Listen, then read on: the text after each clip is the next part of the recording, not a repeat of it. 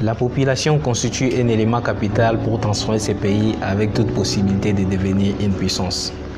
Ainsi, les facteurs démographiques peuvent jouer un rôle considérable dans l'émergence de ces pays car ils constituent un élément du développement et du progrès social, ainsi que de la force militaire.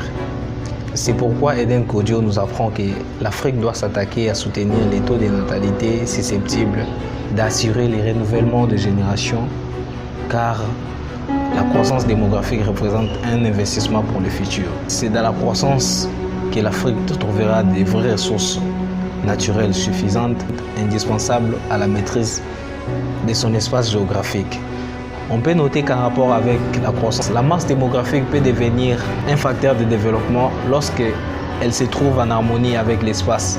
Par contre, elle peut devenir un frein de développement et un facteur de pauvreté dans les cas inverses. C'est ainsi que Mao Tse-tung résumait parfaitement les problèmes en déclarant « Une nouvelle naissance est une bouche de plus à nourrir, mais c'est aussi des bras supplémentaires pour travailler. » En effet, estimée en 2017 à 90 millions d'habitants, la population de la RDC est caractérisée par une faible densité et sa jeunesse avec un taux d'accroissement élevé, avec l'espérance d'à peu près 50 ans. C'est une mosaïque ethnique loin d'être cimentée et bétonnée par un sentiment national profond. Classée en 4e position en Afrique après le Nigeria, l'Égypte et l'Éthiopie, cette population constitue une force. Cette donnée démographique peut permettre au Congo-Kinshasa de marquer sa présence sur la scène africaine et internationale. Mais faut-il que cette démographie soit évaluée à sa juste valeur, grâce à l'éducation, à l'instruction, au travail et à sa détermination, car l'ignorance ne paye pas. Or, le monde d'aujourd'hui se veut compétitif. Pour gagner le pari du grand rendez-vous des données et du recevoir, ce capital humain peut déterminer la politique de la RDC sur le plan économique et militaire. Malheureusement, force de constater que la population est abandonnée à son triste sort par les dirigeants politiques qui divisent pour leurs intérêts égoïstes, en lui inculquant des idées tribales et séparatistes.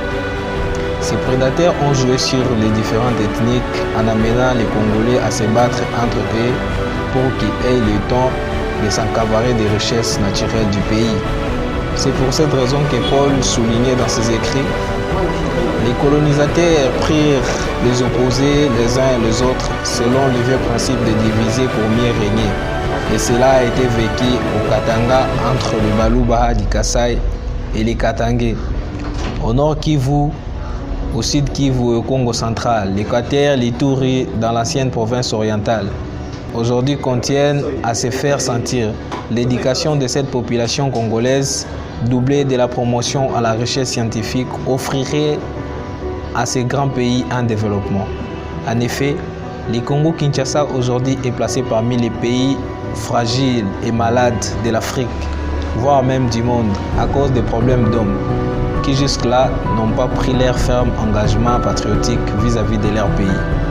Il est cependant grand temps de se mettre au travail en évitant la corruption qui caractérise à tous les niveaux. Le Congo-Kinshasa devrait mettre sur pied les stratégies de réforme de l'armée, surtout en tenant compte du nombre d'éléments par kilomètre carré pour sauvegarder l'unité territoriale contre l'éventuelle tentative de balkanisation du pays.